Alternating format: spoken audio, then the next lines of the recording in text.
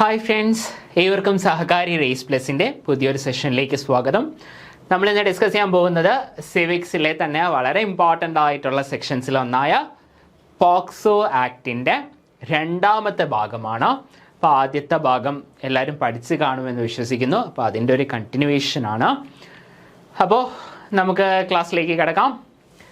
അപ്പോൾ ഒരു PYQ ആണ്. കുട്ടികളെ ലൈംഗിക അതിക്രമത്തിൽ നിന്ന് രക്ഷിക്കുന്നതിനുള്ള പ്രത്യേക നിയമപ്രകാരം സ്പെഷ്യൽ കോർട്ടായി നിയോഗിക്കപ്പെട്ടിട്ടുള്ള കോടതി ഏതാണ്? മജിസ്ട്രേറ്റ് കോടതി, മുൻസിഫ് കോടതി, സെഷൻസ് കോടതി, സബ് കോടതി. ആക്ട് പഠിച്ചാൽ മാത്രം ഉത്തരം എഴുതാൻ പറ്റുന്ന ഒരു ചോദ്യമാണ്. നമ്മുടെ ഈ ഭാഗം കഴിയുമ്പോൾ നിങ്ങൾ ഉത്തരം എഴുതും. പോക്സോ നിയമം അവസാനമായി ഭേദഗതി വരുത്തിയ വർഷം ഏത്? 2014, 2018, 19, 20.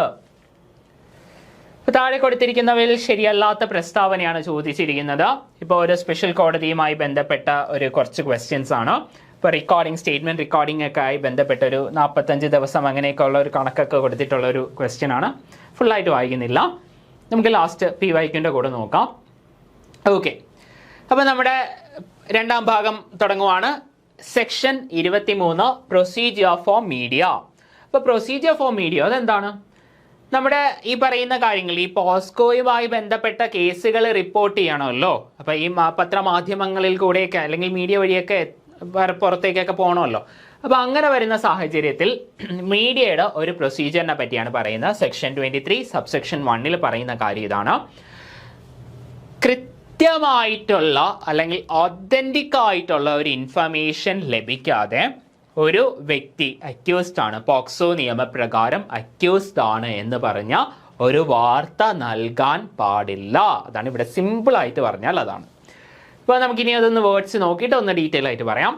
No person shall make any report or present comments on any child from any form of media or studio or photographic facilities without having complete and authentic information which may have the effect of lowering his reputation or infringing upon his privacy.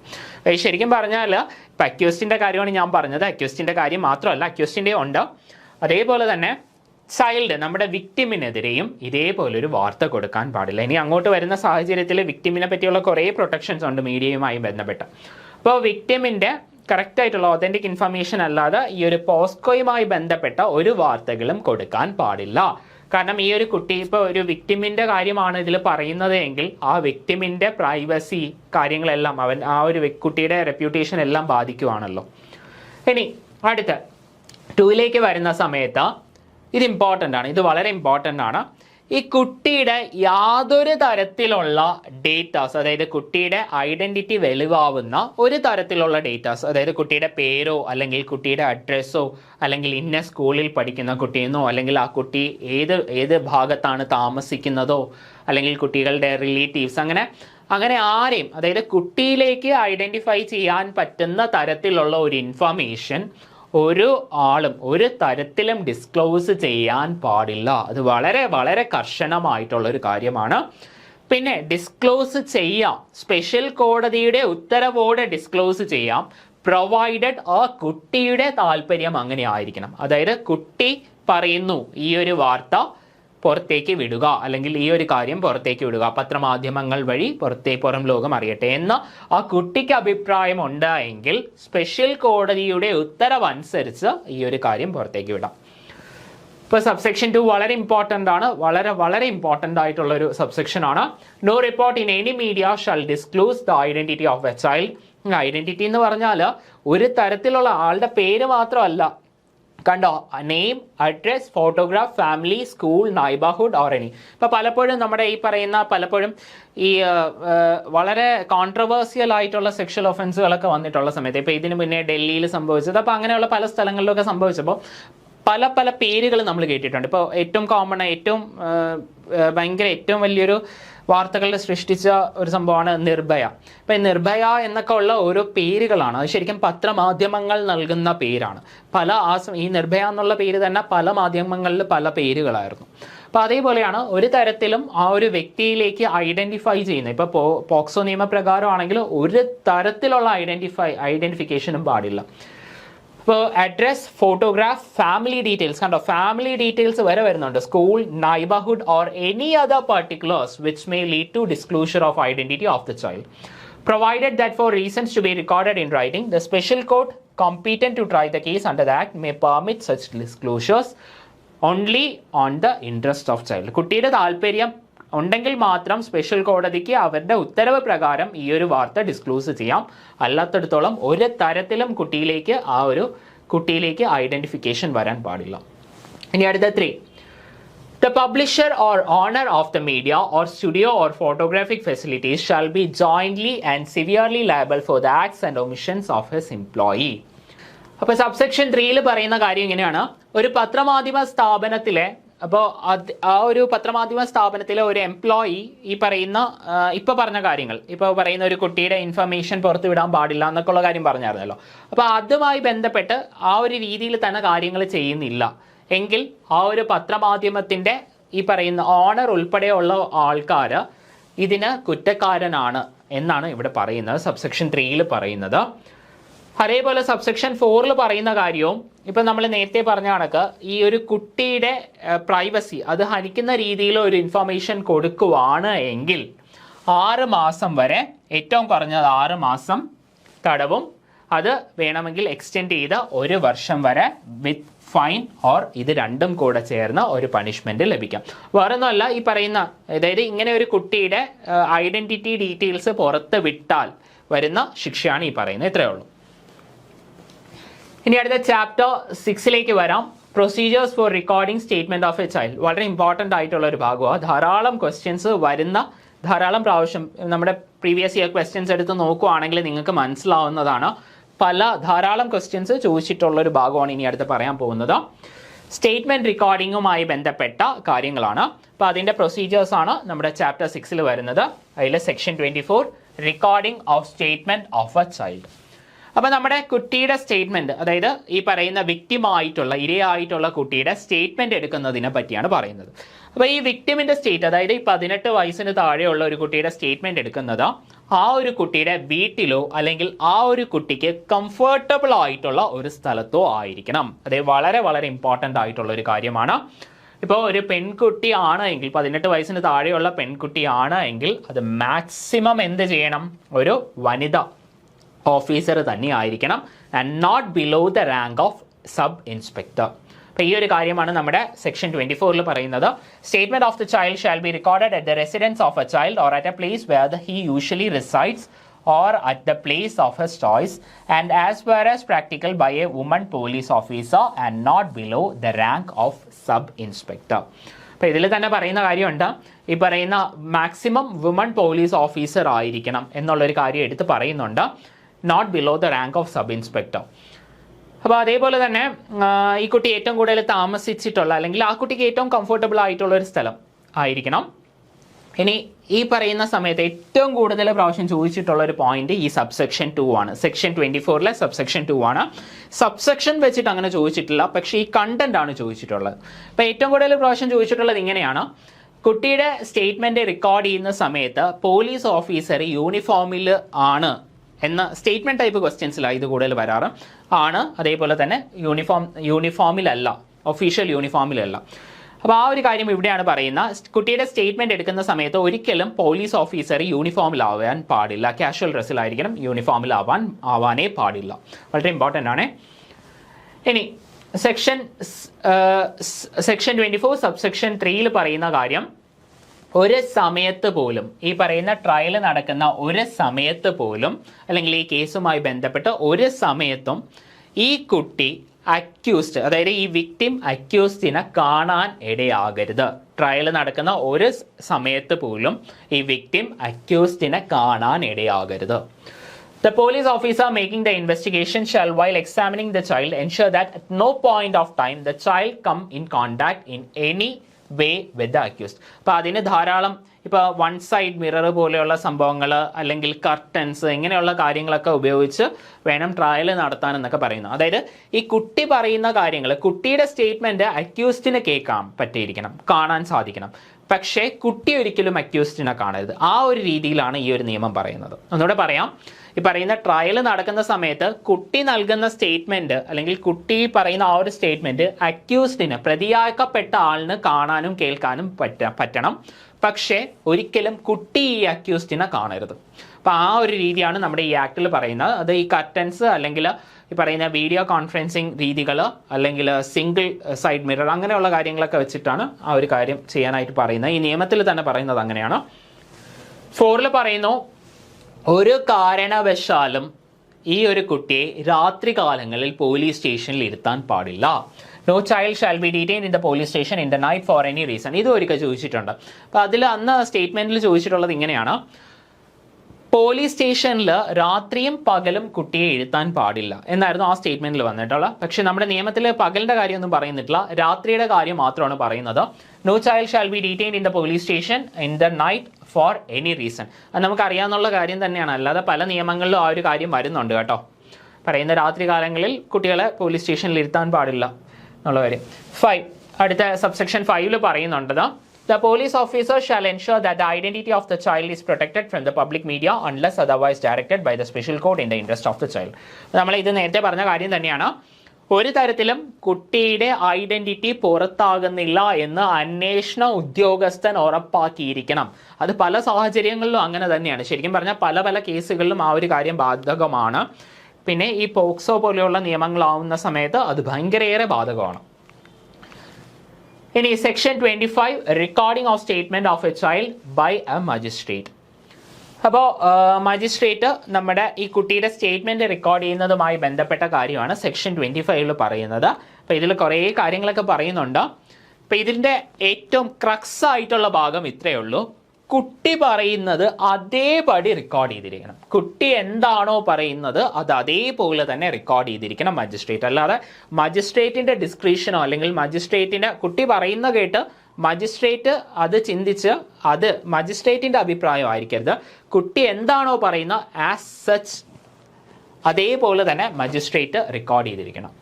അപ്പോൾ statement of the child is being recorded under section CRPC-യിലാണെങ്കിൽ നമ്മുടെ section 164, അല്ല എങ്കിൽ BNSS-ലാണെങ്കിൽ section 183 പ്രകാരം record ചെയ്തിരിക്കുന്നത് കുട്ടി പറയുന്നത് അതേപോലെ ആയിരിക്കണം. Magistrate recording such statement shall not withstanding anything contain therein record the statement as such spoken by. അതിൽ നിന്ന് ഒന്നും വിട്ടുകളയാനും പാടില്ല, ഒന്നും ആഡ് ഓൺ ചെയ്യാനും പാടില്ല.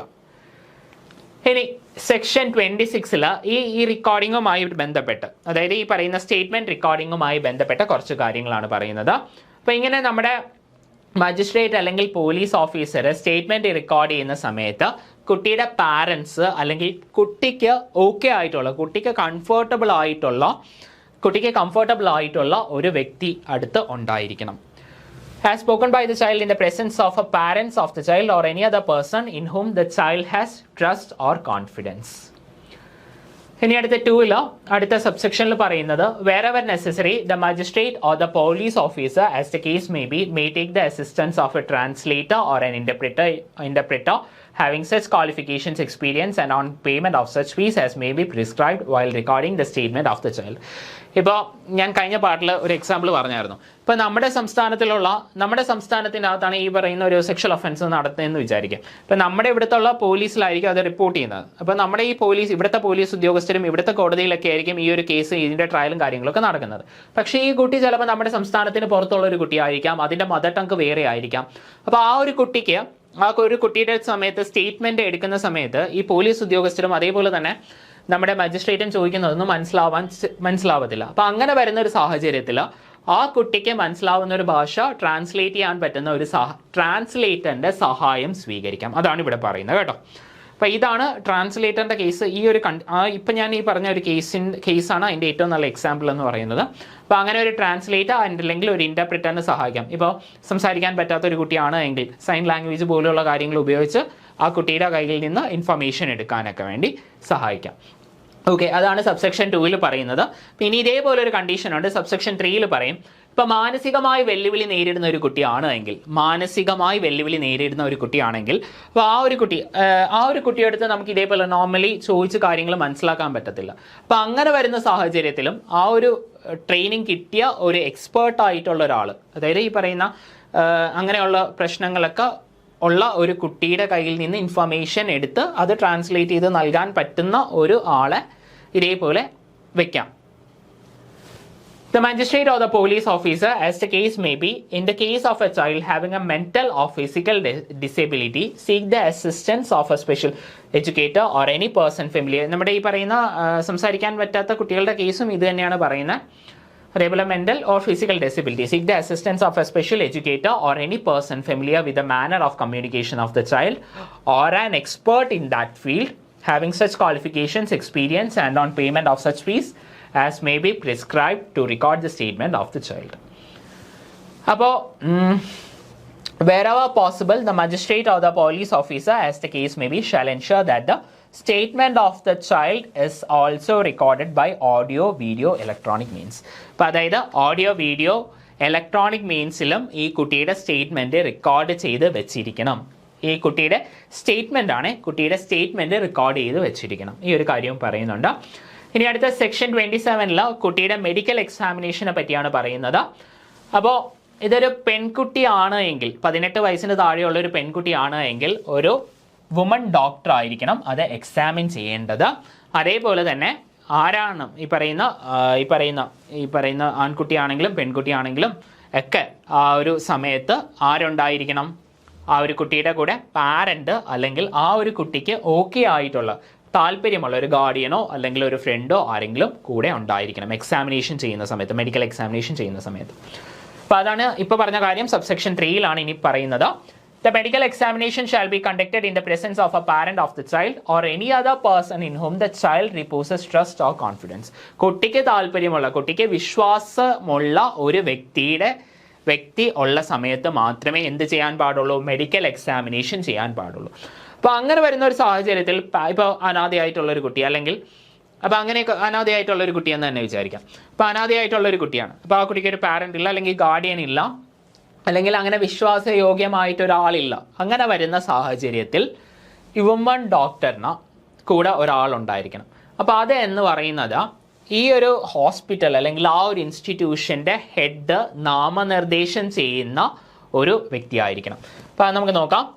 Where in case the parent of the child or any other person referred to in subsection 3 cannot be present for any reason during the medical examination of the child, the medical examination shall be conducted in the presence of a woman nominated by the head of medical institution. ആ ഒരു ഹോസ്പിറ്റലിൻ്റെ head നാമനിർദ്ദേശം ചെയ്യുന്ന ഒരു സ്ത്രീ കൂടെ ഉണ്ടായിരിക്കണം.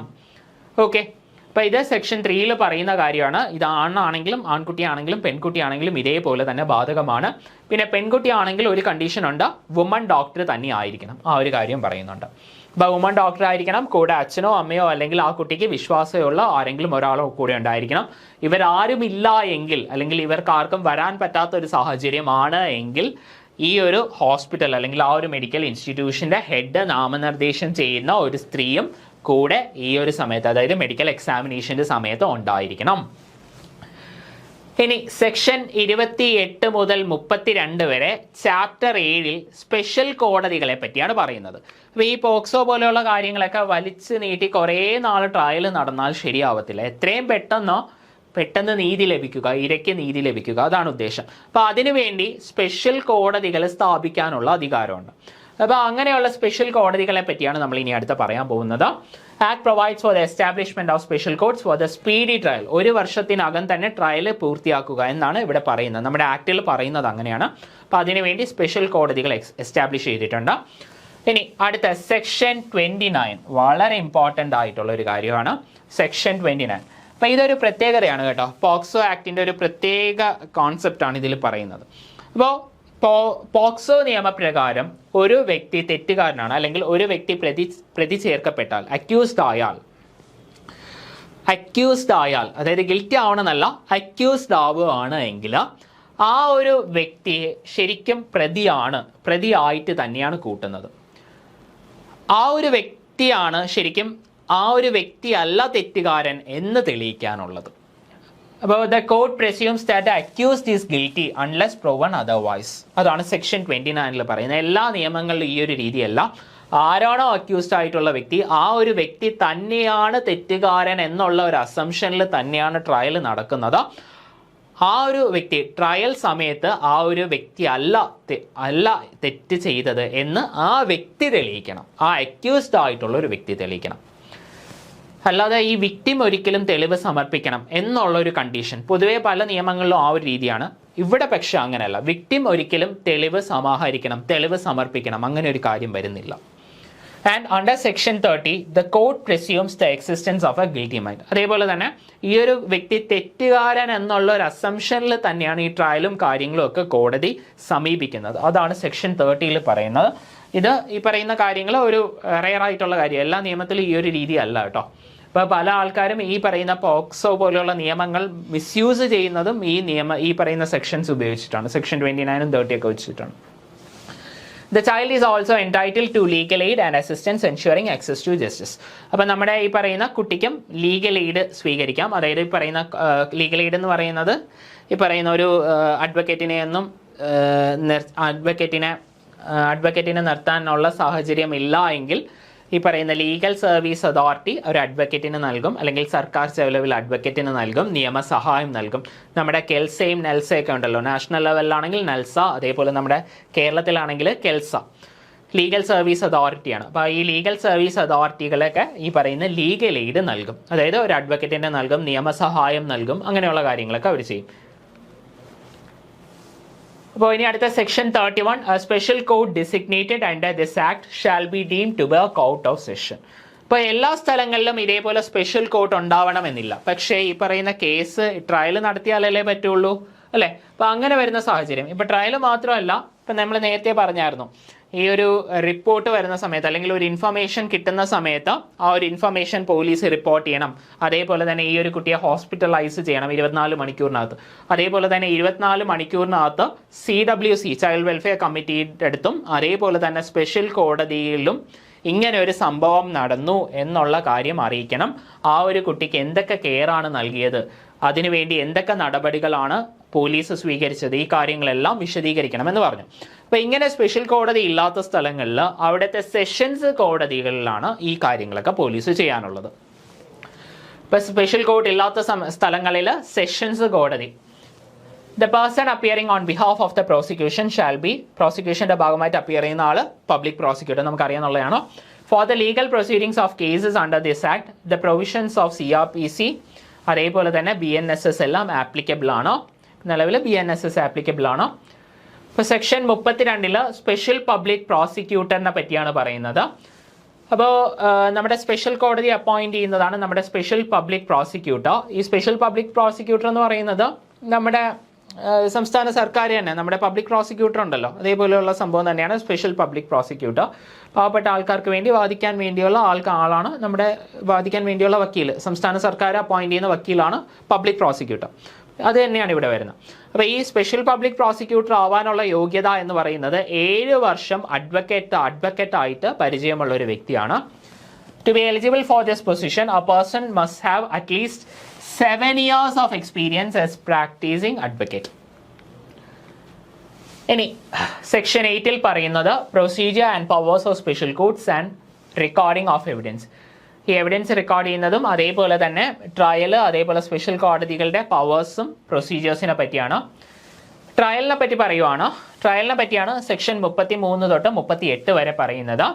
അപ്പോൾ അതിൽ പറയുന്ന ട്രയലിനെ പറ്റിയുള്ള ഒരു കാര്യമാണ്, ട്രയൽ എപ്പോഴും ചൈൽഡ് ഫ്രണ്ട്ലി മാനറിലായിരിക്കണം. എത്രത്തോളം കുട്ടിക്ക് ഈസാക്കാൻ പറ്റുമോ അല്ലെങ്കിൽ കുട്ടിയെ എത്രത്തോളം കംഫർട്ടബിൾ ആയിട്ട് ഈ ഒരു ട്രയൽ നടത്താൻ പറ്റുമോ അത്രത്തോളം കംഫർട്ടബിൾ ആയിട്ട് വേണം ഈ ഒരു ട്രയൽ നടത്താൻ. അപ്പോൾ അതിനു വേണ്ടിയുള്ള കാര്യങ്ങൾ ഈ പോക്സോ നിയമം 2012 തന്നെ പരാമർശിച്ചിട്ടുണ്ട്. അപ്പോൾ അതിൻ്റെ ഓരോ കാര്യങ്ങൾ നമുക്ക് ഇനി വരുന്ന സ്ലൈഡ്സിൽ നമുക്ക് നോക്കാം.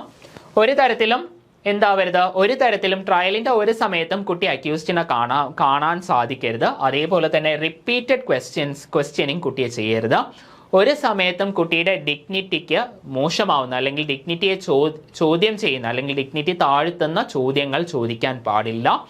വേണ്ട ബ്രേക്കുകൾ ഇടവേളകൾ നൽകണം. ട്രയൽ ഇൻ ക്യാമറ കണ്ടക്ട് ചെയ്യണം. ഇൻ ക്യാമറ കണ്ടക്ട് ചെയ്യണം. എന്താണ് ഈ ഇൻ ക്യാമറ എന്ന് പറയുന്നത്? ഇൻ ക്യാമറ എന്ന് പറയുമ്പോൾ ആൾക്കാർ വിചാരിക്കും വേറെ ഒന്നല്ല, ട്രയൽ റെക്കോർഡ് ചെയ്യണം, ക്യാമറയിൽ റെക്കോർഡ് ചെയ്യണം. അങ്ങനെയല്ല. ഇൻ ക്യാമറ എന്ന് പറഞ്ഞാൽ പ്രൈവറ്റ് ട്രയലിൻ്റെ വേറൊരു പേരാണ് ഇൻ ക്യാമറ എന്ന് പറയുന്നത്. അല്ലാതെ ക്യാമറയിൽ റെക്കോർഡ് ചെയ്യണം എന്നേ അല്ല.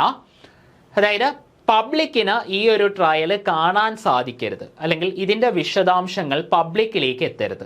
പ്രൈവറ്റ് ആയിട്ട് ഈ ഒരു ട്രയൽ നടത്തുക എന്നാണ് ഇൻ ക്യാമറ ട്രയലിൻ്റെ അർത്ഥം. അപ്പോൾ meaning it is not open to the public and must be completed within a 1 year. അതേപോലെ തന്നെ 1 വർഷത്തിനകത്ത് കംപ്ലീറ്റ് ചെയ്യണം. ഈ പറയുന്ന നിയമത്തിനകത്ത് പറയുന്നതാണ്. ഇനി section 33 procedures and powers of special കോർട്ടിനെ പറ്റിയാണ് പറയുന്നത്.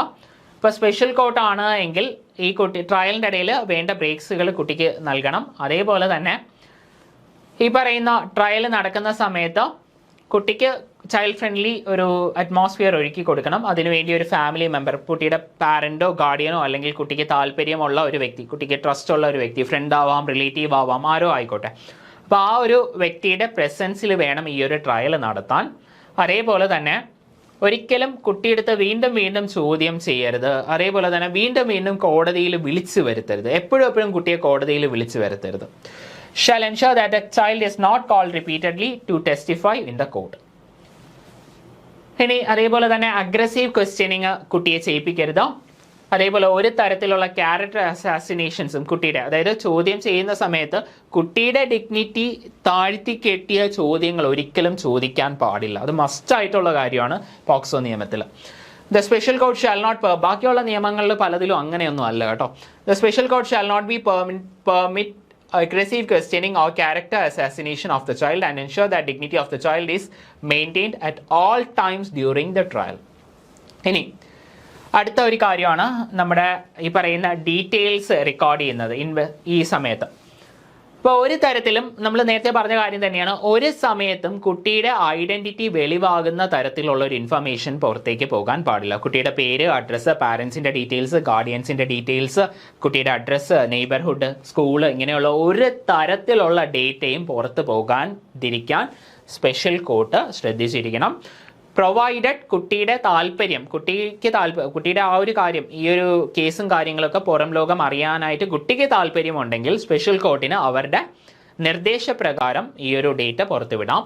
Special court shall ensure that the identity of the child is not disclosed at any time during the course of investigation or trial, provided that for reasons to be recorded in writing, the special court may permit such disclosure if in its opinion such disclosure is in the interest of child. ഇനി explanation. അപ്പോൾ ഈ പറയുന്ന explanation എന്ന് പറഞ്ഞാൽ നേരത്തെ പറഞ്ഞ ഐഡൻറ്റിറ്റിയുടെ explanation ആണ് കേട്ടോ. ഇപ്പോൾ കുട്ടിയുടെ ഐഡൻറ്റിറ്റി എന്ന് പറയുമ്പം കുട്ടിയുടെ പേര്, ചൈൽഡ്സ് ഫാമിലി, സ്കൂള്, റിലേറ്റീവ്സ്, അതായത് കുട്ടിയിലേക്ക് എത്തപ്പെടാൻ പറ്റുന്ന ഒരു തരത്തിലുള്ള കാര്യം ആവരുത്. കുട്ടിയുടെ പേരും കുട്ടിയുടെ കാര്യങ്ങൾ മാത്രമല്ല. ഇപ്പോൾ പാരൻസിൻ്റെ ഡീറ്റെയിൽസ് കൊടുത്താലും അത് കുട്ടിയെ ആരാണെന്ന് ഐഡൻറ്റിഫൈ ചെയ്യാൻ പറ്റും. അങ്ങനെ ഒരിക്കലും പബ്ലിക്കിന് ഐഡൻറ്റിഫൈ ചെയ്യാൻ ഒരു സാഹചര്യം ഉണ്ടാക്കി കൊടുക്കരുത്. ഇനി അടുത്ത സബ്സെക്ഷൻ 8 പറയുന്നത്, in appropriate cases the special court may, in addition to the punishment, direct payment of such compensation as may be prescribed to the child for any physical or mental trauma caused to him or for immediate rehabilitation of such child. അപ്പോൾ ഇങ്ങനെയൊക്കെ വരുന്ന സാഹചര്യത്തിൽ ഈ കുട്ടിയെ പുനരധിവസിപ്പിക്കണം. അതേപോലെ തന്നെ ചിലപ്പോൾ കുട്ടിക്ക് ശാരീരികവും മാനസികവുമായ ധാരാളം ബുദ്ധിമുട്ടുകൾ വരും. അപ്പോൾ അതിന് വേണ്ട കോമ്പൻസേഷനും ഈ പറയുന്ന കോടതി മേടിച്ചു കൊടുക്കണം. ഇത് ഈ പറയുന്ന പോക്സോയിൽ മാത്രമല്ല, എല്ലാ നിയമങ്ങളിലും ബാധകമാണ് കേട്ടോ. ഒട്ടുമിക്ക നിയമങ്ങളിലും ബാധകമാണ്. ഈവൻ ട്രയൽ നടക്കുന്ന സമയത്ത് പോലും ഈ ട്രയലിൻ്റെ ആ ഒരു സമയത്തുള്ള ജീവനാംശം അല്ലെങ്കിൽ ജീവിക്കാൻ വേണ്ടിയുള്ള ചെലവ് അല്ലെങ്കിൽ ഈ ഒരു ബുദ്ധിമുട്ട് അല്ലെങ്കിൽ മെൻ്റൽ അല്ലെങ്കിൽ ഫിസിക്കൽ ഈ ഒരു പ്രശ്നം കാരണം, മെൻ്റൽ അല്ലെങ്കിൽ ഫിസിക്കൽ പ്രശ്നം കാരണം ഇത്ര ട്രയൽ കഴിയുന്നത് വരെയും ഇത്ര രൂപ ഈ ഒരു അക്യൂസ്ഡ് നൽകണം. അങ്ങനെയൊക്കെയുള്ള പലതരത്തിലുള്ള ഉത്തരവ് നൽകാൻ കോടതിക്ക് അധികാരമുണ്ട്. പോക്സോ നിയമത്തിൽ മാത്രമല്ല, എല്ലാ നിയമങ്ങളിലും അതുണ്ട്. ഇനി അടുത്ത section 34 if a child, someone under age 18 commits an offense under this act, they are not treated like an adult criminal. ഇത് ഇമ്പോർട്ടൻ്റ് ആയിട്ടുള്ള ഒരു കാര്യമാണ്. ഇപ്പൊ നമ്മുടെ ഈ പോക്സോ നിയമപ്രകാരം 18 വയസ്സിന് താഴെയുള്ള ഒരു വ്യക്തിയാണ്, 18 വയസ്സിന് താഴെയുള്ള ഒരു കുട്ടിയാണ് ഈ ഒരു തെറ്റ് ചെയ്തത് എങ്കിൽ ആ ഒരു കുട്ടിയെ ഒരിക്കലും ഈ ഒരു തെറ്റുകാരനാണ്, നമ്മുടെ സെക്ഷൻ 29 സെക്ഷൻ 30 നമ്മൾ പറഞ്ഞായിരുന്നു. സെക്ഷൻ 29 30 എന്ന് പറയുന്ന ഒരു ഗിൽറ്റി ആണെന്നുള്ള അസംഷനിൽ തന്നെയാണ് ഈ ട്രയൽ ഉൾപ്പെടെയുള്ള കാര്യങ്ങൾ നടക്കുന്നത്, അല്ലെങ്കിൽ അക്യൂസ്ഡ് തന്നെയാണ് പ്രതി എന്നുള്ള രീതിയിലാണ് പോകുന്നത് പോക്സോ നിയമത്തിൽ. പക്ഷേ ഇവിടെ പറയുന്നു 18 വയസ്സിന് താഴെയുള്ള ഒരു കുട്ടിയാണ് തെറ്റുകാരനെങ്കിൽ ഒരിക്കലും പോക്സോ നിയമത്തിലുള്ള ശിക്ഷകൾ അവന് ബാധ്യസ്ഥനല്ല. പകരം ജുവനൈൽ ജസ്റ്റിസ് ആക്ടിന്റെ ബേസിസിലായിരിക്കണം ആ ഒരു വ്യക്തിക്കെതിരെയുള്ള ശിക്ഷാ നടപടികൾ കൈക്കൊള്ളാൻ. ഈ ഒരു കാര്യമാണ് പറയുന്നത് section 34. Instead, they must be dealt with under the rules of the Juvenile Justice Act. ഇതൊക്കെ ഇമ്പോർട്ടൻ്റ് ആയിട്ടുള്ള കാര്യമാണ്. പറയുന്ന വേർഡിങ്സ് അതേപോലെ കാണാതെ പഠിക്കേണ്ട, പക്ഷെ കാര്യം പഠിക്കുക, സെക്ഷൻസ് കാണാതെ പഠിക്കുക. ചില ആൾക്ക് റിപ്പീറ്റഡ് ആയിട്ട് പഠിച്ചാൽ മതി, സെക്ഷൻസ് ഓർമ്മയിൽ വന്നോളും. If there is any doubt or പറയുന്ന ഒരു വയസ്സുമായി ബന്ധപ്പെട്ട ഒരു കാര്യം, അതായത് പ്രതിയാക്കപ്പെട്ട ഒരു വ്യക്തിയുടെ വയസ്സുമായി ബന്ധപ്പെട്ട ഒരു തർക്കമുണ്ട് എങ്കിൽ അതിന് തീർപ്പ് കൽപ്പിക്കാനുള്ള അധികാരം ഇതേ സ്പെഷ്യൽ കോടതിക്കാണ്. ഒരു അക്യൂസ്ഡ് ആയിട്ടുള്ള പ്രതിയാക്കപ്പെട്ട ഒരു വ്യക്തിയുടെ വയസ്സുമായി ബന്ധപ്പെട്ട, അതായത് 18 വയസ്സിന് താഴെയുള്ള അല്ലെങ്കിൽ 18 വയസ്സിന് മുകളിലുള്ള വ്യക്തിയാണ് ഈ ഒരു തെറ്റുകാരനെന്ന ഒരു തർക്കം വരുവാണ് എങ്കിൽ അതിന് തീർപ്പ് കൽപ്പിക്കാനുള്ള അധികാരവും നമ്മുടെ സ്പെഷ്യൽ കോടതിക്കാണ്. ഇപ്പോൾ ഒരിക്കൽ നമ്മുടെ സ്പെഷ്യൽ കോടതി ഒരു ഉത്തരവ് പുറപ്പെടുവിച്ചു, ഈ ഒരു വ്യക്തി തെറ്റുകാരനാണ് എന്ന് പറഞ്ഞു, അതായത് 18 വയസ്സിന് മുകളിലുള്ള വ്യക്തിയാണ്, അപ്പോൾ അതുകൊണ്ട് തന്നെ പോക്സോ നിയമപ്രകാരം ഇന്ന തെറ്റുകളാണ് അദ്ദേഹം ചെയ്തത്, ആ ഒരു വ്യക്തിക്ക് ഇന്ന ശിക്ഷ നൽകുവാണ് എന്ന് കോടതി ഒരിക്കൽ വിധിച്ചു. അതിനുശേഷം കുറച്ച് നാൾ കഴിഞ്ഞ് ഈ ഒരു വ്യക്തിക്ക് 18 വയസ്സ് തികഞ്ഞില്ല എന്ന് പറഞ്ഞ് വീണ്ടും ആരോപണങ്ങൾ വരുന്നു. അപ്പോൾ അങ്ങനെയൊക്കെയുള്ള ആരോപണങ്ങൾ നമ്മൾ അടുത്തിടെയൊക്കെ പല ആൾക്കാരുമായി ബന്ധപ്പെട്ടിട്ട് ഇതേപോലെയുള്ള ചില കല്യാണങ്ങളുമായിട്ടൊക്കെ ബന്ധപ്പെട്ട് ഇതേപോലെയുള്ള ആരോപണങ്ങൾ വന്നിട്ടുണ്ടായിരുന്നു. അപ്പോൾ ഇവിടെ ഇതേപോലൊരു ആരോപണം പിന്നീട് വന്നാൽ ഒരു തരത്തിലും ആ ഒരു ആരോപണം കോടതി സ്വീകരിക്കത്തില്ല. അല്ല എങ്കിൽ കോടതിയുടെ ആദ്യത്തെ ഉത്തരവ് തന്നെ നിലനിൽക്കും എന്നാണ് പറയുന്നത്. Once the special court makes a decision or an order, that order cannot be cancelled or called invalid just because someone later brings new proof that the age determined by the court was slightly incorrect. അതായത് കോടതി പണ്ട് തെളിയിച്ച അല്ലെങ്കിൽ കോടതി പണ്ട് മനസ്സിലാക്കിയ ആ ഒരു വ്യക്തിയുടെ വയസ്സ് തെറ്റാണ് എന്ന് പറഞ്ഞ് പുതിയൊരു പ്രൂഫ് ആരെങ്കിലും കൊണ്ടുവന്നാൽ അതിന് യാതൊരു മാറ്റവും നേരത്തെയുള്ള കോടതി വിധിയിൽ സംഭവിക്കില്ല. ഒരു തരത്തിലും ആ ഒരു വിധി ഇൻവാലിഡ് ആവില്ല എന്നാണ് പറയുന്നത്. ഇതൊക്കെ പോക്സോ നിയമത്തിന്റെ പ്രത്യേകതകളാണ്. ഇനി സെക്ഷൻ 35 പറയുന്നു period for recording of evidence of child and disposal of case. അപ്പോൾ നമ്മൾ കുറേ കാര്യങ്ങളൊക്കെ പറഞ്ഞായിരുന്നു.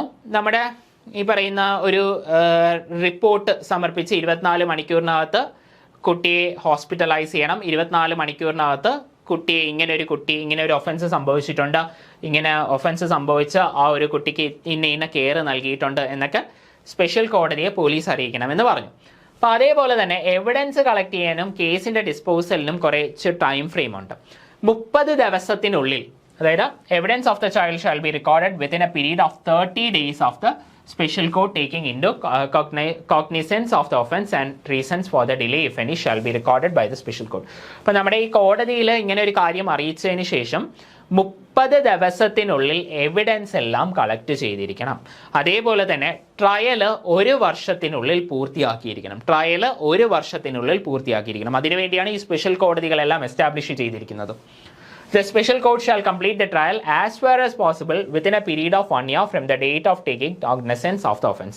അതായത് ഈ ഒരു ഒഫൻസ് നടന്നിട്ടല്ല, ഈ ഒഫൻസിനെ പറ്റി ഒരു അറിവ് ലഭിച്ചതിന് ശേഷം അല്ലെങ്കിൽ ഇങ്ങനെ ഒരു റിപ്പോർട്ട് ലഭിച്ചതിന് ശേഷമുള്ള 1 വർഷമാണ്. അതേപോലെ ഈ 30 ദിവസം എന്ന് പറയുന്നതും ഇതേപോലെയാണ്. അതായത് ഈ ഒഫൻസ് നടന്ന അന്ന് മുതൽ 30 ദിവസമല്ല, ഈ റിപ്പോർട്ട് വന്നതിന് ശേഷം നമ്മുടെ 19ന്റെ ബേസിസിലൊക്കെ ഉള്ള റിപ്പോർട്ടിനെ പറ്റി പറഞ്ഞായിരുന്നല്ലോ, 19 സബ്സെക്ഷൻ 2. അപ്പോൾ ആ ഒരു പ്രൊസീജിയറിലുള്ള ഒരു റിപ്പോർട്ട് വന്നതിന് ശേഷം അല്ലെങ്കിൽ നമ്മുടെ സ്പെഷ്യൽ കോടതി അറിഞ്ഞതിന് ശേഷം ഉള്ള 30 ദിവസം. ഇനി section 36 child not to see accused at the time of testifying. നമ്മളിത് പറഞ്ഞ കാര്യം തന്നെയാണ്. ഒരു തരത്തിലും ട്രയലിൻ്റെ ഒരു സമയത്തും ഈ പറഞ്ഞ ഇരയാക്കപ്പെട്ട കുട്ടി ആ ഒരു പ്രതിയെ കാണാൻ ഇടവരരുത്. ഒരു തരത്തിലും ട്രയലിൻ്റെ ഒരു സമയത്തും അങ്ങനെ ഒരു സംഭവം ഉണ്ടാകരുത്. The special court should ensure that the child is not exposed in any way to the accused at the time of recording of the evidence, while at the same time, പക്ഷേ ഇതേ സമയം ഈ അക്യൂസ്ഡിന് കുട്ടിയുടെ സ്റ്റേറ്റ്മെന്റ് കേൾക്കാനുള്ള അവസരം ലഭിക്കണം. അതേപോലെ തന്നെ അക്യൂസ്ഡിന്റെ വക്കീലുമായിട്ട് കമ്മ്യൂണിക്കേറ്റ് ചെയ്യാനുള്ള ഒരു സാഹചര്യവും എടുക്കണം. കുട്ടിയുമായി കമ്മ്യൂണിക്കേഷൻ പാടില്ല. കുട്ടി ഒരിക്കലും അക്യൂസ്ഡിനെ കാണാൻ പാടില്ല. പക്ഷേ അക്യൂസ്ഡിന് കുട്ടിയെ കാണാൻ സാധിക്കാം. ഓക്കെയാണ്. അപ്പോൾ in a position to hear the statement of the child and communicate with this advocate. ഇപ്പോൾ അതിന് ഈ പറയുന്ന ചില പെർട്ടിക്കുലർ ഡിജിറ്റൽ മീൻസ്, അതായത് ഒക്കെയാണ് യൂസ് ചെയ്യുന്ന, വീഡിയോ കോൺഫറൻസിങ് വഴിയൊക്കെ അങ്ങനെ ചെയ്യാൻ പറ്റും. അതേപോലെ തന്നെ ഈ സിംഗിൾ വിസിബിലിറ്റി മിറേഴ്സ് ഒക്കെ യൂസ് ചെയ്ത് വേണം ആ ഒരു കാര്യം ചെയ്തെടുക്കാൻ. അപ്പോൾ for the purpose of subsection 1, the special court may record the statement of a child through video conferencing or by utilizing single visibility mirrors or curtains or any other device. ഇനി അടുത്ത section 37 പറയുന്നു trials to be conducted in camera. അപ്പോൾ in camera എന്താണെന്ന് ഞാൻ പറഞ്ഞായിരുന്നു. In camera എന്ന് പറഞ്ഞാൽ ക്യാമറയിൽ റെക്കോർഡ് ചെയ്യുന്ന എല്ലാ പ്രൈവറ്റ് ആയിട്ടുള്ള ട്രയലിനെ പറയുന്ന ഒരു പേരാണ് ഇൻ ക്യാമറ ട്രയൽ എന്ന് പറയുന്ന. പല നിയമങ്ങളിലും ഈ ഇൻ ക്യാമറ ട്രയൽ എന്ന് പറയുന്ന വേർഡ് നിങ്ങൾ കാണാൻ സാധിക്കും. ഇൻ ക്യാമറ മീൻസ് പബ്ലിക്കിന് ഒരു തരത്തിലും ഈ ഒരു ട്രയൽ ആക്സസ് ചെയ്യാൻ പാടില്ല, അല്ലെങ്കിൽ ഈ ഒരു ട്രയലിന്റെ വിശദാംശങ്ങൾ പബ്ലിക്കിലേക്ക് എത്താൻ പാടില്ല. അതാണ് ഇൻ ക്യാമറ ട്രയൽ, അതായത് പ്രൈവറ്റ് ട്രയൽ. അപ്പോൾ special court shall try cases in camera and in the presence of parents of the child or any other person in whom the child has trust or confidence, provided that where the special court is of the opinion that child needs to be examined at a place other than the court, it shall proceed to issue a commission in accordance with the provisions of section 284 of CRPC, alla engil section 319 of BNS. ഇത് important ആണ്, section 319 of BNS. ഇപ്പോൾ കുറച്ചുകൂടെ നല്ല questions ഒക്കെ ചോദിക്കണമെന്നൊരു examiner വിചാരിച്ച് കുറച്ച് ആഴത്തിലുള്ള സെക്ഷനൊക്കെ ഇരിക്കട്ടെ എന്നൊക്കെ പറഞ്ഞ് ഒരു ചോദ്യം ചോദിച്ചാൽ ഇതേപോലെയൊക്കെയുള്ള സെക്ഷൻസ് ഒക്കെ ആയിരിക്കും ചോദിക്കുന്നത്.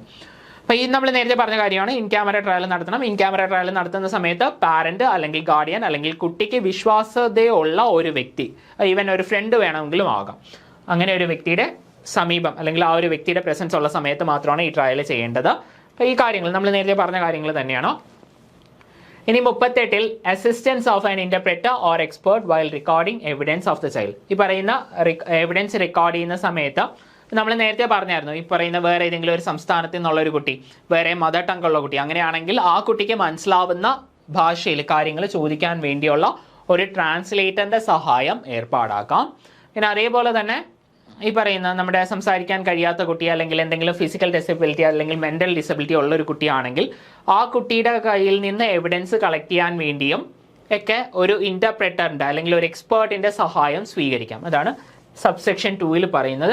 സെയിം സിമിലർ കാര്യമാണ്, അതുകൊണ്ട് വീണ്ടും അത് എക്സ്പ്ലെയിൻ ചെയ്യുന്നില്ല. ആ ഒരു വേർഡിങ്സ് ഒന്നും കാണാതെ പഠിക്കേണ്ട, ഞാൻ ഈ പറഞ്ഞ കാര്യം മാത്രം നോക്കി വെച്ചാൽ മതി. ഇനി അടുത്ത ചാപ്റ്റർ 9 വരാം. ചാപ്റ്റർ 9 ആണ് അവസാനത്തെ ചാപ്റ്റർ.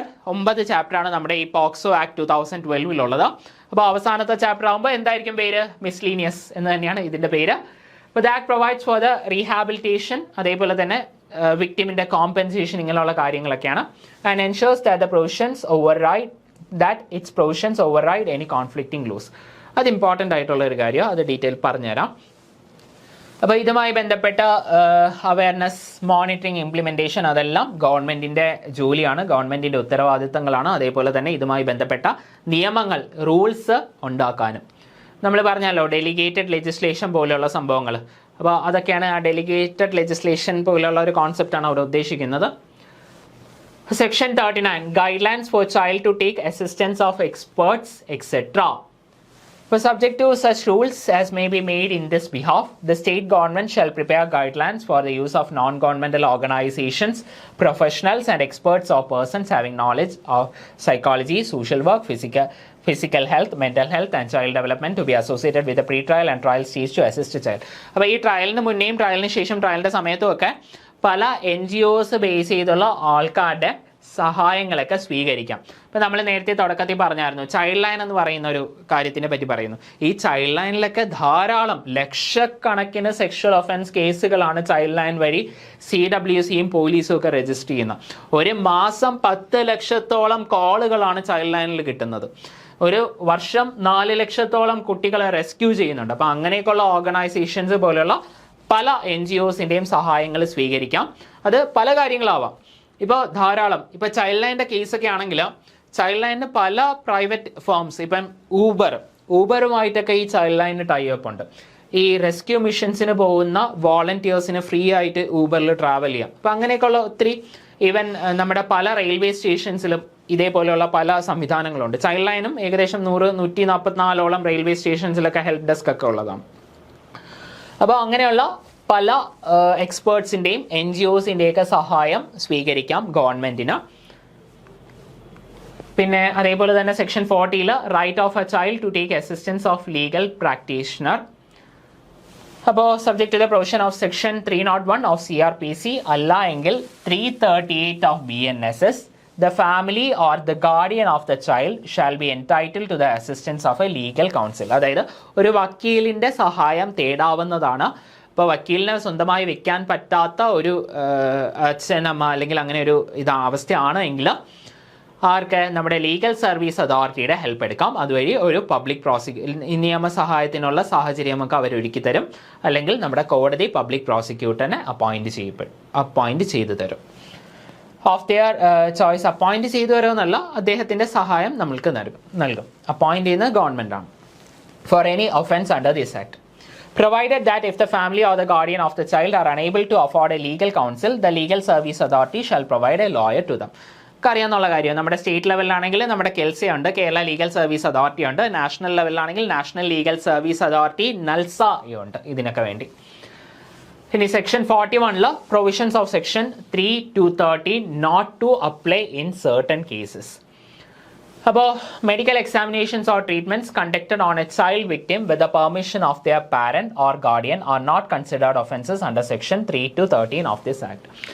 അപ്പോൾ ഈ പറയുന്ന ഇങ്ങനെ ഒരു വിക്ടിമിൻ്റെ മുകളിൽ പല മെഡിക്കൽ ട്രീറ്റ്മെൻറ്റ്സ് അല്ലെങ്കിൽ മെഡിക്കൽ എക്സാമിനേഷൻസ് പാരൻറ്റിൻ്റെ അല്ലെങ്കിൽ ഗാർഡിയൻ്റെ സമ്മതത്തോടെ നടത്താം എന്നുള്ളൊരു കാര്യമാണ് ഈ സെക്ഷൻ 41 പറയുന്നത്. ക്ലിയർ ആയെന്ന് വിശ്വസിക്കുന്നു. ഇനി അടുത്ത section 42 punishment under multiple laws. ഇപ്പോൾ ഈ ഒരു നിയമത്തിൻ്റെ ബേസിസിൽ ഒരു പെർട്ടിക്കുലർ കാര്യം ഒഫൻസ് ആവാം, ആ ഒരു ഒഫൻസിന് ഒരു പെർട്ടിക്കുലർ ശിക്ഷയും ഉണ്ടാവാം. ഇതേ കാര്യം തന്നെ കോൺട്രഡിക്ടറി ആയിട്ട് വേറെ പല നിയമങ്ങളിലും തെറ്റാവാം. അതേപോലെ തന്നെ ആ നിയമങ്ങളിലും പലതരത്തിലുള്ള പണിഷ്മെൻറ്റ്സ് പ്രിസ്ക്രൈബ് ചെയ്തിട്ടുണ്ടാവാം. അങ്ങനെ വരുന്ന ഒരു സാഹചര്യത്തിൽ ഈ ഒരു പെർട്ടിക്കുലർ ഒഫൻസിന് ഏറ്റവും വലിയ ശിക്ഷ ഏത് നിയമത്തിലാണോ പറയുന്നത് ആ ഒരു ശിക്ഷ ആ ഒരു പ്രതിക്ക് നൽകണം. ഇങ്ങനെയാണ് പറയുന്നത്. Punishment under multiple laws. If an act is considered a crime under both the POCSO Act and another law and the person is found guilty, the court must award the more severe punishment. അപ്പോൾ ഇതൊക്കെ നമ്മുടെ statement type ക്വസ്റ്റ്യനിൽ ചോദിക്കാൻ പറ്റുന്ന സാധനമാണ്. ഇപ്പോൾ POCSO നിയമവും അതേപോലെ തന്നെ കോൺട്രഡിക്ടറി ആയിട്ട് വേറെ ഏതെങ്കിലും ഒരു നിയമത്തിലും ഒരേ ടൈപ്പ് ഒഫൻസ് പല ശിക്ഷകൾ പറയുന്നുണ്ട് എങ്കിൽ ഏറ്റവും കൂടിയ ശിക്ഷ ഈ ഒരു അക്യൂസ്ഡിന് അല്ലെങ്കിൽ പ്രതിയാക്കപ്പെട്ട ഒരു വ്യക്തിക്ക് നൽകണം സ്പെഷ്യൽ കോടതി. ഇതാണ് പറയുന്നത്. ഇനി അതേപോലെ തന്നെ ഓവർ റൈഡിങ് എഫക്റ്റ്, അതും സിമിലർ ആയിട്ടുള്ള ഒരു കാര്യമാണ്. ഓവർ റൈഡിങ് എഫക്റ്റ് എന്ന് പറയുന്നത് സെക്ഷൻ 42 സബ്സെക്ഷൻ എയിലാണ് പറയുന്നത്. അപ്പോൾ ഇതേപോലെ ഈ ഒരു പെർട്ടിക്കുലർ തെറ്റ്, ഈ പറയുന്ന സെക്ഷൽ ഒഫൻസ് ആയിക്കോട്ടെ, ഈ പോസ്കോ നിയമപ്രകാരം അതേപോലെ തന്നെ വേറെ ഏതെങ്കിലും നിയമപ്രകാരവും ബാധകമാണ്. അങ്ങനെയാണ് എങ്കിൽ പോക്സോ നിയമത്തിനാണ് ഇമ്പോർട്ടൻസ് വരുന്നത്, അല്ലെങ്കിൽ ആ ഒരു നിയമത്തിനെ വേണം ഫസ്റ്റ് കൺസിഡർ ചെയ്യാൻ, മറ്റേ നിയമം കൺസിഡർ ചെയ്യത്തില്ല. The provisions of the POCSO Act cannot be ignored or avoided because of any other existing law. In case of a conflict between this act or any other law, the POCSO Act will take precedence. In section 43 public awareness. Media publicity. The provisions of this act must be regularly publicized through various media platforms. പിന്നെ ഗവൺമെൻറ്റിൻ്റെ responsibility. State and central governments must provide regular awareness programmes. അതെല്ലാ ആക്ടിൻ്റെ കേസും അങ്ങനെ തന്നെയാണ്. എല്ലാ ആക്ടും ഇന്ന നിയമങ്ങൾ ഇന്ത്യയിലുണ്ട്, ഈ നിയമങ്ങളുമായി ബന്ധപ്പെട്ട അവയർനെസ് നൽകുക എന്നുള്ളത് കേന്ദ്ര സംസ്ഥാന സർക്കാരുകളുടെ ഉത്തരവാദിത്തം തന്നെയാണ്. അതെല്ലാ നിയമങ്ങളിലും എല്ലാ ആക്ടുകളിലും എല്ലാ ബില്ലുകളിലും അത് പരാമർശിച്ചിട്ടുണ്ടാകും. ഏതെങ്കിലുമൊക്കെ സെക്ഷൻസിൽ, ഏതെങ്കിലും എൻഡിങ് സെക്ഷൻസിലാണ് അത് പറയുന്നത്. അപ്പോൾ ഇവിടെയും പോക്സോ നിയമത്തിലും അത് പറയുന്നുണ്ട്. ഇനി മോണിറ്ററിങ് ഇംപ്ലിമെൻറ്റേഷൻ, അതിനെപ്പറ്റി പറയുകയാണെങ്കിൽ നമ്മുടെ കമ്മീഷൻസ്, അതായത് national and state commissions for protection of child rights, ബാലാവകാശ കമ്മീഷൻ അല്ലേ, അപ്പോൾ അവരാണ് ഇതിൻ്റെ മോണിറ്ററിംഗ് ആയിട്ട് ബന്ധപ്പെട്ട ചുമതല വരുന്നത്. അപ്പോൾ ഇതുമായി ബന്ധപ്പെട്ട് കുറച്ച് ഡ്യൂട്ടീസും ഒക്കെ അവർക്കുണ്ട്. ഇനി സെക്ഷൻ 45 ഇമ്പോർട്ടൻ്റ് ആണ്. പല നിയമങ്ങളിലും ഇതേപോലെ സിമിലർ ആയിട്ടുള്ള ഒരു കാര്യമാണ്. നമ്മുടെ ഈ പോസ്കോ പോസ്കോ അല്ല പോക്സോ, ഇടയ്ക്ക് പറയുന്ന സമയത്ത് തെറ്റിപ്പോകുന്നതാണ്. ഇപ്പോൾ നമ്മുടെ ഈ പോക്സോ നിയമപ്രകാരം പല റൂൾസും റെഗുലേഷൻസും കേന്ദ്ര സർക്കാർ ഉണ്ടാക്കും. അപ്പോൾ ഇതിൻ്റെ ബേസിസിലുള്ള റൂൾസും റെഗുലേഷൻസും ഉണ്ടാക്കുന്ന സമയത്ത് അത് 30 ദിവസത്തിനകത്ത് ഇരുസഭകളിലും പാർലമെൻറ്റിൻ്റെ ഇരുസഭകൾക്ക് മുൻപാകെയും സമർപ്പിക്കണം. ആ റൂൾസും റെഗുലേഷൻസും അപ്രൂവ് ചെയ്യാനും മോഡിഫൈ ചെയ്യാനും ക്യാൻസൽ ചെയ്യാനുമുള്ള അധികാരം പാർലമെൻറ്റിനുണ്ട്, പാർലമെൻറ്റിൻ്റെ ഇരുസഭകൾക്കുമുണ്ട്. അപ്പോൾ ഒട്ടുമിക്ക കാര്യങ്ങളും ഇങ്ങനെ തന്നെയാണ്. ഇങ്ങനെ ഒരു കാര്യം പറയുന്നുണ്ട്. അതായത് ഒരു പെർട്ടിക്കുലർ ലീഗൽ ഫ്രെയിം വർക്കാണ് പലപ്പോഴും ഈ ആക്ടുകളുടെ അകത്തൊക്കെ വരുന്നത്. ഒരു ബേസിക് ഫ്രെയിം വർക്ക് മാത്രമേ പാർലമെൻറ്റ് തയ്യാറാക്കാറുള്ളൂ. അപ്പോൾ ഈ ഒരു ആക്ടിൻ്റെ ബേസിസിൽ എന്തൊക്കെ റൂൾസും റെഗുലേഷൻസും കൊണ്ടുവരണം എന്ന് സെൻട്രൽ ഗവൺമെൻറ്റാണ് അല്ലെങ്കിൽ ബ്യൂറോക്രസിയാണ് തീരുമാനിക്കുന്നത്. അപ്പോൾ അങ്ങനെ ബ്യൂറോക്രസി ഉണ്ടാക്കുന്ന റൂൾസും റെഗുലേഷൻസും പാർലമെൻറ്റിന് മുൻപാകെ സമർപ്പിക്കണം. അതിൽ ഈ പറയുന്ന റൂൾസും റെഗുലേഷൻസും ഈ ആക്ടിൻ്റെ ബേസിക് സ്ട്രക്ചറിൽ എന്തെങ്കിലും മാറ്റം വരുത്തുന്നുണ്ട് എങ്കിൽ പാർലമെൻറ്റിന് അത് ക്യാൻസൽ ചെയ്യിപ്പിക്കാം. അപ്പോൾ ആ ഒരു കാര്യമാണ് വരുന്നത്. നമ്മുടെ ഈ പോക്സോ ആക്ടിലും ഇതേ കാര്യം വരുന്നുണ്ട്. ഇപ്പോൾ section 46 power to remove difficulties. നമ്മുടെ ഈ പോക്സോ നിയമം ഇംപ്ലിമെൻ്റ് ചെയ്യുന്നതിൽ എന്തെങ്കിലുമൊക്കെ തടസ്സങ്ങളുണ്ട് എങ്കിൽ ആ തടസ്സങ്ങൾ നീക്കാനുള്ള അധികാരം കേന്ദ്ര സർക്കാരിനുണ്ട്. ഇതും ഒട്ടുമിക്ക നിയമങ്ങളിലും ബാധകമാണ്. ഇതേപോലെ തന്നെ ഒരു കാര്യം വരുന്നുണ്ട്. അപ്പോൾ ഇവിടെ 46 power to remove difficulties. If any difficulties arise in implementing the provisions of this act, the central government has the power to issue guidelines or orders to resolve them, provided these orders do not contradict the original provisions of this act. പക്ഷേ ഈ പറയുന്ന ഒരു കാര്യം കൂടെ ശ്രദ്ധിക്കൊള്ളുക, ഈ ആക്ടിൻ്റെ basic സ്ട്രക്ചറിനെ ബാധിക്കരുത്, അതിനെ contradictory ആവരുത്. ഇനി 2019 ഭേദഗതിയെ പറ്റി ഞാൻ ഇടയ്ക്ക് നമ്മൾ ക്ലാസ്സിൽ പറഞ്ഞായിരുന്നു. അഗ്രിവേറ്റഡ് പെനിട്രേറ്റീവ് സെക്ഷൽ അസോൾട്ട്, അതാണ് ഏറ്റവും ഇമ്പോർട്ടൻ്റ് ആയിട്ടുള്ള ഒരു ഭേദഗതിയിൽ വന്ന മാറ്റം. ഈ അഗ്രിവേറ്റഡ് പെനിട്രേറ്റീവ് സെക്ഷൽ അസോൾട്ടിന് ഡെത്ത് പെനാൽറ്റി ഗ്രാൻഡ് ചെയ്യാനുള്ള അധികാരം 2019 ഭേദഗതിയിലാണ് കൊണ്ടുവന്നത്. അപ്പോൾ അതാണ് ഏറ്റവും ഇമ്പോർട്ടൻ്റ് ആയിട്ടുള്ള മാറ്റം 2019 കൊണ്ടുവന്നത്. 2019 amendment strengthened the act by introducing death penalty നൽകി. അതുവരെ ഡെത്ത് പെനാൽറ്റി എന്ന് പറയുന്ന ഒരു സാധനം ഇല്ലായിരുന്നു. For aggravated penetrative sexual assault, increasing punishments and making provisions more stringent. പിന്നെ ഇതിൻ്റെ ഒരു ടൈം ലൈൻ എന്ന് പറയുന്നത് ഇവിടെയും ആദ്യം രാജ്യസഭ തന്നെയാണ് ഈ ഫസ്റ്റ് ഇൻട്രൊഡ്യൂസ് ചെയ്യുന്നത്. നമ്മുടെ 2012 ആക്റ്റും അതേപോലെയായിരുന്നു. രാജ്യസഭയിൽ 2019 ജൂലൈ 24 അതേപോലെ തന്നെ ലോക്സഭയിൽ 2019 ഓഗസ്റ്റ് 1 പാസ്സാക്കിയത്, ഭേദഗതി പാസ്സാക്കിയത്. പ്രസിഡന്റ് അസെന്റ് നൽകുന്നത് ഓഗസ്റ്റ് 5 അതേപോലെ തന്നെ നിലവിൽ വന്നത് ഓഗസ്റ്റ് 16. 2012 പോക്സോ നിയമം നിലവിൽ വന്നത് നവംബർ 14 2012. ചിൽഡ്രൻസ് ഡേ അന്നാണ്, നവംബർ 14. ഇവിടെ 2019 ഭേദഗതി നിലവിൽ വരുന്നത് ഓഗസ്റ്റ് 16. ഇനി ഇൻട്രൊഡ്യൂസ് ചെയ്തത് നമ്മുടെ കേന്ദ്ര വനിതാ ശിശു വികസന അന്നത്തെ മന്ത്രിയായിരുന്ന സ്മൃതി ഇറാനിയാണ്. അന്നത്തെ ഇന്ത്യൻ പ്രസിഡന്റ് രാംനാഥ് കോവിന്ദ്. അന്നത്തെ പല ആൾക്കാരുടെയും സ്റ്റാറ്റസിലൊക്കെ ഈ രാംനാഥ് കോവിന്ദിന്റെ പടം വെച്ചിട്ടായിരുന്നു ഈ ഒരു കാര്യത്തിന് അനുമതി നൽകിയ ഇന്ത്യൻ പ്രസിഡന്റിന് അഭിവാദ്യങ്ങൾ എന്നൊക്കെ പറഞ്ഞുള്ള സ്റ്റാറ്റസ് ഒക്കെ ആയിരുന്നു അന്ന് ഈ പറയുന്ന ഈ ഡെത്ത് പെനാൽറ്റി അവാർഡ് ചെയ്ത ഈ 2019 ഭേദഗതി പാസ്സാക്കിയ സമയത്ത്. ഇനി പോക്സോ ഇ ബോക്സ് എന്ന് പറയുന്ന ഒരു സംഭവമാണ്. ഇത് ഇമ്പോർട്ടൻ്റ് ആയിട്ടുള്ളൊരു സംഭവമാണ്. 2016 ഓഗസ്റ്റ് 26 ഇത് ലോഞ്ച് ചെയ്തത്. ഇത് ശരിക്കും പറഞ്ഞാൽ ഒരു ഓൺലൈൻ കംപ്ലയിൻറ്റ് ബോക്സ് പോലുള്ള ഒരു സാധനമാണ്. ഓൺലൈൻ കംപ്ലയിൻ്റ് ആയിട്ട്, അതായത് എവിടെ വേണമെങ്കിലും കുട്ടികൾക്ക് ഓൺലൈനായിട്ട് ഇങ്ങനെ ഒരു സെക്ഷൽ ഒഫൻസ് നടന്നു എന്ന അധികാരികളെ അറിയിക്കാൻ, ലോക്കൽ പോലീസിനെയും അതേപോലെ തന്നെ സ്പെഷ്യൽ ജുവനൈൽ പോലീസ് യൂണിറ്റിനെയൊക്കെ അറിയിക്കാൻ വേണ്ടിയുള്ള ഒരു സംഭവമാണ് ഇ ബോക്സ് എന്ന് പറയുന്നത്. POCSO E box.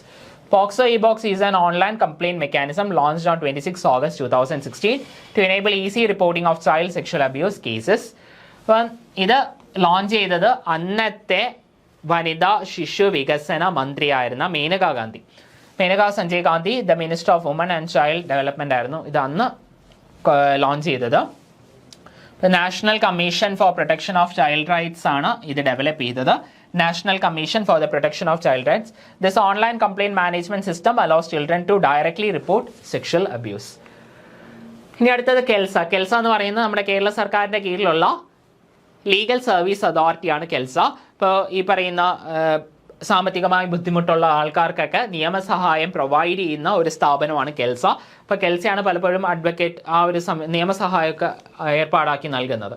അപ്പോൾ it provides free legal aid and support services to the survivors of crimes. ഈ പോക്സോ ആക്ട് പ്രകാരം മാത്രമല്ല, എല്ലാ നിയമപ്രകാരവും ഈ പറയുന്ന ഫ്രീ ലീഗൽ എയ്ഡ് നൽകുന്ന സ്ഥാപനം ലീഗൽ സർവീസ് അതോറിറ്റീസ് തന്നെയാണ്. Including victims of POCSO cases, ensuring they have access to justice without financial burden. ഇപ്പോൾ ഒരു കുറേ കണ്ടീഷൻസ് ഉണ്ട്. ഇപ്പോൾ സ്ത്രീകൾ 1 ലക്ഷത്തിന് താഴെ വരുമാനമുള്ള സീനിയർ സിറ്റിസൺസ്, അതേപോലെ ഇതേപോലെ ഈ പോക്സോ, ഡൗറി പ്രൊഹിബിഷൻ ആക്ട്, ഇങ്ങനെയുള്ള പല നിയമപ്രകാരം വിക്ടിംസ് ആയിട്ടുള്ള ആൾക്കാരെയും പ്രൊട്ടക്റ്റ് ചെയ്യുക. അതേപോലെ SC/ST കമ്മ്യൂണിറ്റീസ്, 1 ലക്ഷത്തിന് താഴെ വരുമാനമുള്ള ആൾക്കാർ, അപ്പോൾ ഇവരുടെയൊക്കെ കേസുകൾ അല്ലെങ്കിൽ ഇവർക്കൊക്കെ നിയമസഹായം നൽകുക. ഇങ്ങനെയുള്ള കാര്യങ്ങളാണ് കെൽസ ചെയ്യുന്നത്. ഇനി കോമൾ എന്ന് പറയുന്നത് നമ്മുടെ വനിതാ ശിശു വികസന മന്ത്രാലയത്തിൻ്റെ ഒരു ഷോർട്ട് ഫിലിമാണ്. അപ്പോൾ ഈ ഒരു ഷോർട്ട് ഫിലിം ഇതേപോലെ സെക്ഷൽ ഒഫൻസിൻ്റെ ഒരു അവയർനെസ് ആണ്, പ്രിവെൻറ്റ് ചെയ്യാൻ വേണ്ടിയുള്ള ഒരു അവയർനെസ് ഫിലിമാണ്, ഷോർട്ട് ഫിലിമാണ്. ഇതിന് നമ്മുടെ ദേശീയ അവാർഡ് ലഭിച്ചായിരുന്നു. National award for best educational film ലഭിച്ചിട്ടുണ്ട്. കോമൾ എന്നാണ് അതിൻ്റെ പേര്. അപ്പോൾ ഇത്രയും കാര്യങ്ങളാണ് നമ്മുടെ പോക്സോ ആക്ട് 2012 നമുക്ക് പഠിക്കാനുള്ളത്. അപ്പോൾ ഇതിനകത്ത് നിന്ന് തന്നെയായിരിക്കും 99% നിങ്ങൾക്ക് ഇനി വരുന്ന പരീക്ഷയ്ക്കും ഒരു ചോദ്യം ചോദിക്കുന്നത്. അപ്പോൾ ആക്ടിൻ്റെയൊക്കെ ഗുണം അതാണ്. നമ്മുടെ ആ പറയുന്ന എൻറ്റയർ ആക്ടും നമ്മൾ പഠിച്ചാൽ അതിനകത്ത് നിന്ന് തന്നെ ഒരു ചോദ്യം വരും, കാരണം പുറത്തുനിന്ന് ചോദിക്കത്തില്ല. അപ്പോൾ നന്നായി പഠിക്കുക, മാക്സിമം റിവൈസ് ചെയ്യുക. ഈ സെക്ഷൻസ് ഒക്കെ ഓർത്തിരിക്കാൻ പാടാണ്, കാരണം കുറേ ആക്ടുകൾ നമുക്ക് പഠിക്കാനുണ്ട്. അപ്പോൾ അതിലേക്ക് സെക്ഷൻസ് ഓർത്തിരിക്കാൻ പാടാണ്, എനിക്കറിയാം. പക്ഷെ മാക്സിമം റിവൈസ് ചെയ്യുക. നന്നായി പഠിക്കുക. താങ്ക്